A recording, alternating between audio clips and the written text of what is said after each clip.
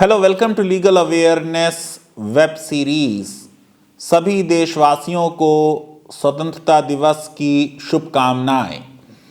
स्वतंत्रता दिवस पर राष्ट्र के नाम संबोधन तो प्रधानमंत्री का होता है और उसी की चर्चा मीडिया में रहती है। प्रधानमंत्री जी ने अपने कैरेक्टरिस्टिक स्टाइल पर आज भी लाल किले के प्राचीर से राष्ट्र को संबोधित किया और बहुत अच्छी बातें कहीं। उनके नारे में सबका साथ, सबका विकास और सबका विश्वास में एक और उन्होंने नारा जोड़ा, सबका प्रयास। मैं समझता हूँ ये एक बहुत स्वागत योग्य बात है। इसी तरह जो उन्होंने कहा कि छोटा किसान बने देश की शान, ये बहुत ही एक पॉजिटिव चीज़ है। लेकिन शाम आते आते ये स्पीच के सिलसिले में प्रधानमंत्री जी की स्पीच के बाद जो भारत के मुख्य न्यायाधीश हैं, चीफ जस्टिस एन.वी. रमन्ना, उन्होंने जो सुप्रीम कोर्ट में आज के मौके पे चंद बातें कहीं, उसका जिक्र होने लगा। बहुत से लोगों ने उसे ऐसे लिया कि वो सरकार की और संसद की आलोचना है। संसद के काम करने पर भारत के मुख्य न्यायाधीश ने प्रश्न उठाए हैं। मैं समझता हूं कि ये स्पीच की एसेंस नहीं है। चीफ जस्टिस ऑफ इंडिया न तो सरकार का कोई क्रिटिसिज्म कर रहे थे, न संसद का, बल्कि वो बताना चाह रहे थे कि अब जिस मुकाम पर देश आ गया है, जिसका जिक्र प्रधानमंत्री जी ने स्वयं अपनी स्पीच में कहा, उसमें आगे क्या हमको करना है, क्या सीख हमें लेनी है कि पिछले चंद सालों में संसद में जो होना चाहिए वो क्यों नहीं हो रहा। मैं समझता हूं कि चीफ जस्टिस ऑफ इंडिया बहुत ही पॉजिटिव वे में बोले हैं। उसको उस तरीके से जैसे मीडिया प्रेजेंट कर रहा है वो सही चीज नहीं है। देखिए, संसद और न्यायपालिका दोनों हमारी सरकार के अंग हैं। दोनों के तरफ से अक्सर ऐसे स्टेटमेंट्स आते हैं जिनमें यह लगता है कि कोई टकराव की हालत है। देखिए, मैं आपको बता दूं, अरुण जेटली जी जो कि बीजेपी के बहुत बड़े वकील भी थे और बहुत बड़े नेता भी थे, उन्होंने संसद में खड़े होकर कहा कि supreme court is destroying the Edifice of parliament brick by brick. कितना बड़ा स्टेटमेंट है सुप्रीम कोर्ट के विरुद्ध कि सुप्रीम कोर्ट जो है वो ईंट से ईंट बजा दे रहा है संसद की।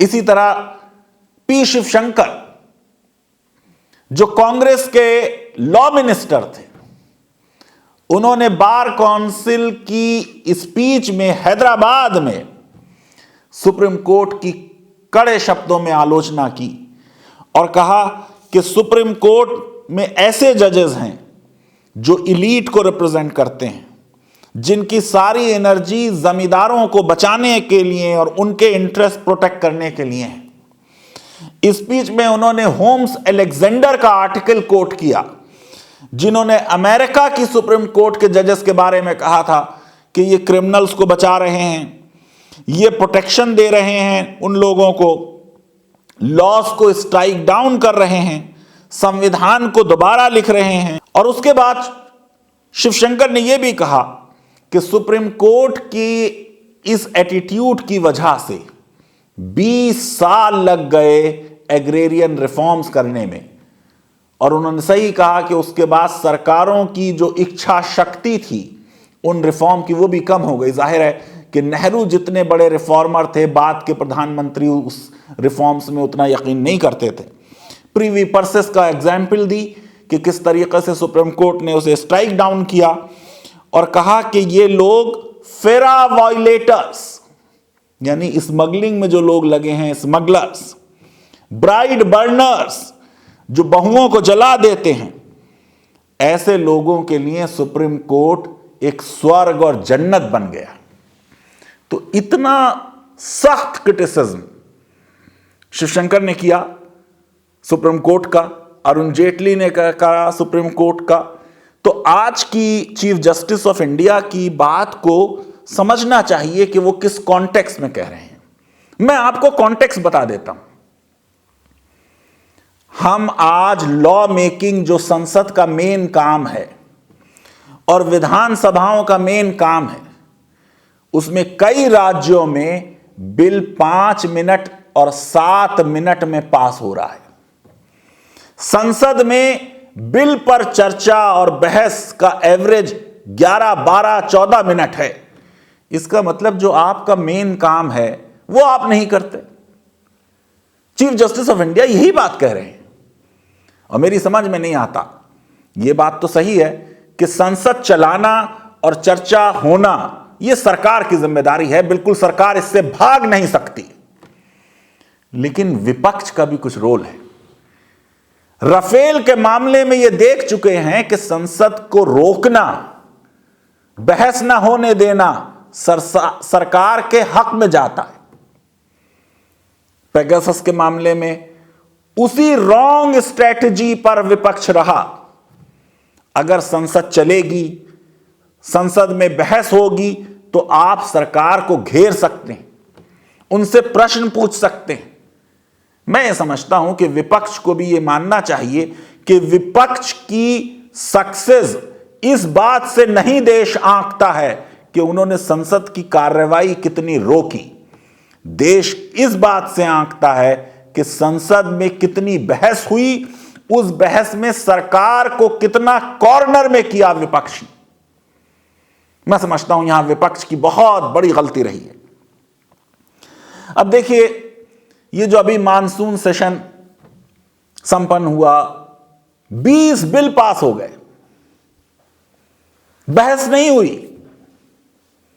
ओबीसी रिजर्वेशन के मामले में सुप्रीम कोर्ट के मराठा जजमेंट को पलट दिया गया, क्योंकि हमें ओबीसी के वोट चाहिए। विपक्ष और सरकार सब एक हो गए और एक दिन में बिल पास हो गया। सुप्रीम कोर्ट का जजमेंट है, अच्छा है या बुरा है, उस पर बहस होती और उस बहस के बाद वो लॉ बनना चाहिए। ट्रिब्यूनल्स के मामले में सुप्रीम कोर्ट जिस लॉ को स्ट्राइक डाउन कर चुका, संसद ने उसी लॉ को दोबारा पास कर दिया।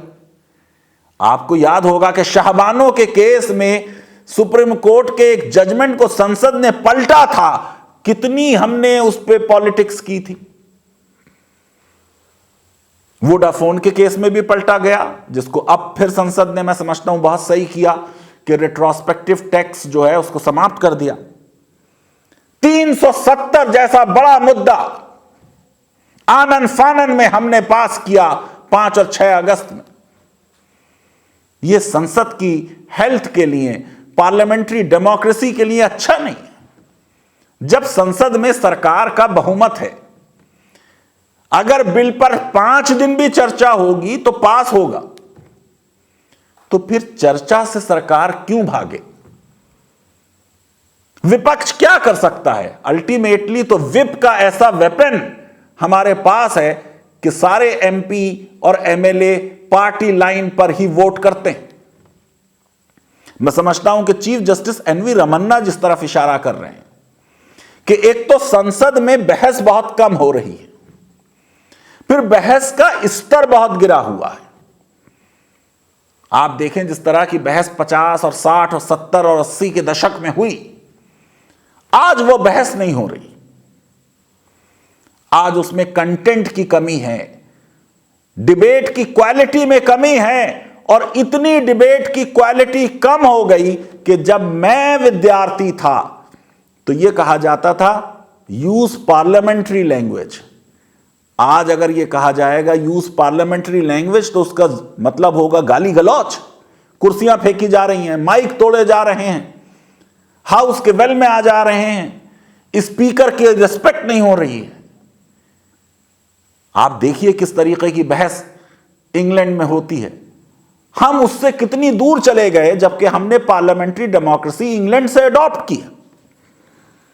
मैं समझता हूं कि चीफ जस्टिस एनवी रमन्ना ने जो बातें कही, उन बातों के लिए तो लीगल अवेयरनेस वेब सीरीज हमने बनाई।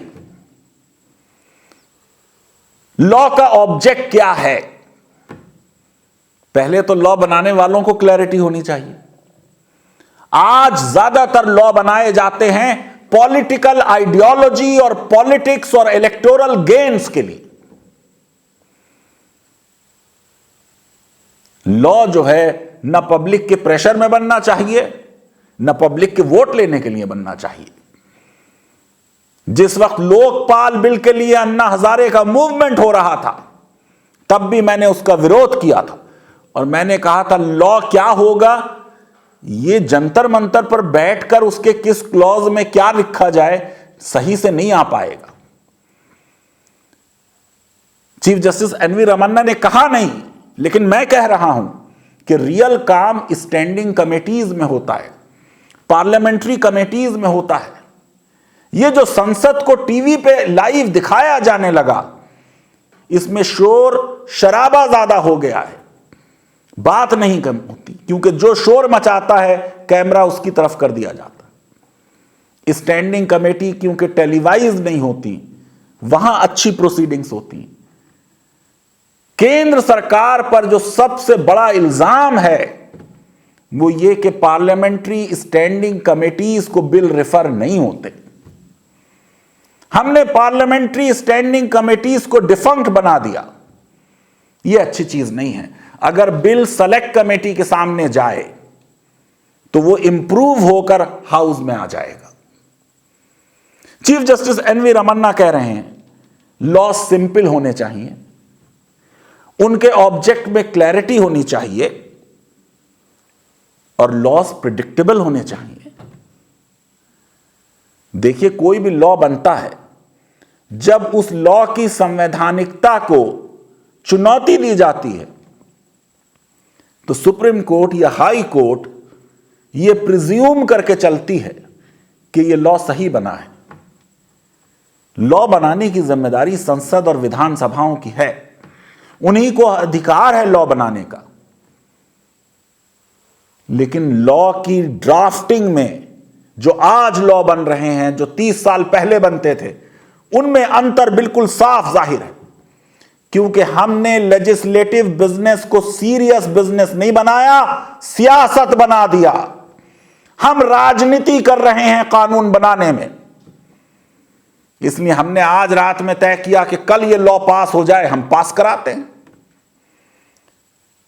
क्योंकि हमारा बहुमत है। उस बहुमत की वजह से आप बहस से मत डरिए, संसद में बहस होने दीजिए। अगर अच्छे सजेशन और सुझाव आ जाएं तो लॉ को इंप्रूव कीजिए। मैं ये समझता हूं कि चीफ जस्टिस एनवी रमन्ना ने यह बात भी बहुत अच्छी कही कि जो पहले संसद थी हमारी, उनमें बुद्धिजीवी, इंटेलेक्चुअल्स और लॉयर्स ज्यादा थे, इसलिए लॉ मेकिंग की क्वालिटी बेटर थी। अब बुद्धिजीवियों को और लॉयर्स को लाने की जिम्मेदारी राज्यसभा में सरकारों की है। सरकारें उन्हें लाने के बजाय अपने उन नेताओं को लाती हैं जो चुनाव हार गए हैं। इसलिए राज्यसभा में जो काम संविधान ने सोचा था होना चाहिए वो नहीं हो रहा। संविधान सभा में बहस हुई, यह हुआ कि गवर्नर इंटेलेक्चुअल्स को बनाया जाएगा, जो लोग पॉलिटिक्स छोड़ चुके हैं उनको बनाया जाएगा। आज हम एक्टिव पॉलिटिशियंस को, मंत्रियों को जब हम मंत्रिमंडल से ड्रॉप कर रहे हैं, उनको हम अगले दिन बना देते हैं गवर्नर। जो चुनाव हार जाते हैं उनको हम बना देते हैं गवर्नर। यह संविधानवाद नहीं है, यह संविधान के लेटर से आप कंसिस्टेंट हैं, स्पिरिट से कंसिस्टेंट नहीं है। चीफ जस्टिस रमन्ना ने याद किया कि देश के स्वतंत्रता संग्राम में वकीलों ने सबसे बड़ा रोल अदा किया। गांधी जी, मोतीलाल नेहरू, सरदार वल्लभ भाई पटेल, राजेंद्र प्रसाद सब वकील थे। पहले ये पढ़ाते थे हम, जब मैं पहली क्लास लेता था लॉ की, नए नए बच्चे आते थे कि देखो बच्चों, अगर तुमने कानून अच्छा पढ़ा तो तुम मोतीलाल बन जाओगे, और अगर तुम खराब वकील बने तो जवाहरलाल बन जाओगे।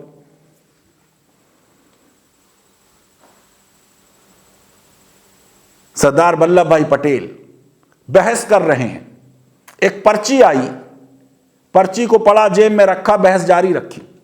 बाद में पता चलता है बीवी चली गई दुनिया से। हमें ऐसे वकील चाहिए, जैसे चीफ जस्टिस रमन्ना ने कहा, जो सिर्फ अपने प्रोफेशन के लिए काम ना करें, राष्ट्र के लिए काम करें। ऐसे वकील चाहिए जो सरकार से प्रश्न पूछें। ऐसे वकील चाहिए जो अकाउंटेबिलिटी जजेस की भी तय करें, जो ट्रांसपेरेंसी लाएं, जो पब्लिक इंटरेस्ट लिटिगेशन को बढ़ावा दें। मैं समझता हूं कि आज की जो चीफ जस्टिस एनवी रमन्ना की स्पीच रही है, इस स्पीच को यह कह देना कि सरकार और संसद की आलोचना है, स्पीच की एसेंस को एप्रिशिएट ना करने जैसा होगा। प्रधानमंत्री भी चाहते हैं पुराने लॉस खत्म हो, गवर्नेंस हो, लेकिन मैं ये समझता हूं कि अगर गवर्नेंस करनी है तो कंट्रोल्स कम हो। अगर हम देश के नागरिकों की लाइफ्स को कंट्रोल करना चाहते हैं तो फिर ये मैक्सिमम गवर्नेंस के वादे पे हम पूरे नहीं उतर रहे। मिनिमम गवर्नमेंट मैक्सिमम गवर्नेंस जो वादा है, उसका मतलब यह होगा कि सरकार का कंट्रोल नागरिकों की लाइफ में कम से कम हो। हम जो लॉ बनाएं उस लॉ का कोई मकसद हो। सीएए हमने बनाया, हम रिलीजियस परसिक्यूशन के विरुद्ध हैं। अल्पसंख्यकों के विरुद्ध अगर कुछ अत्याचार हो रहा है तो जिसके साथ भी अत्याचार हो हम उसको नागरिकता दे सकते हैं। हम बिना सीएए बनाए, अभी आपने देखा हजारों लोगों को नागरिकता दी गई, तो हम क्यों ऐसे कंट्रोवर्शियल लॉज बनाते हैं जो संविधान पे तो प्रश्न चिन्ह लगा रहे हैं, जिनकी संवैधानिकता पर प्रश्न चिन्ह है, और वो कोई हमारा खास लीगल सिस्टम इंप्रूव नहीं करते, बस हमें पॉलिटिकल एडवांटेज देते। लीगल अवेयरनेस वेब सीरीज अगर आपको पसंद आती है तो मेरी रिक्वेस्ट है कि हमारे इस वीडियो को वाइडली शेयर करें, हमारे चैनल को सब्सक्राइब करें और बेल आइकन और लाइक जरूर क्लिक करें। हम लॉ नहीं बना सकते, हम लॉ इंटरप्रेट नहीं कर सकते, पर लीगल अवेयरनेस वेब सीरीज के जरिए आपको लॉ सिंपल तरीके में समझा जरूर सकते हैं। बहुत बहुत शुक्रिया, धन्यवाद, थैंक यू वेरी मच।